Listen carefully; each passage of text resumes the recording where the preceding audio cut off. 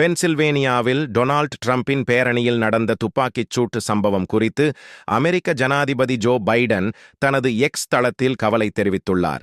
இதேவேளை ட்ரம்ப் பாதுகாப்பாகவும் சிறப்பாகவும் இருக்கிறார் என்பதை அறிந்த பின்னர் மகிழ்ச்சியாக இருந்தது எனவும், தகவலுக்காக நாங்கள் காத்திருக்கும்போது அவருக்காகவும் அவரது குடும்பத்தினருக்காகவும் பேரணியில் இருந்த அனைவருக்காகவும் நான் பிரார்த்தனை செய்தேன் என்றும் கூறியுள்ளார். மேலும் அவரை பாதுகாப்பாக அழைத்துச் சென்றதற்காக நான் மற்றும் ஜில் இரகசிய சேவைக்கு நன்றியுள்ளவர்களாக இருக்கிறோம்.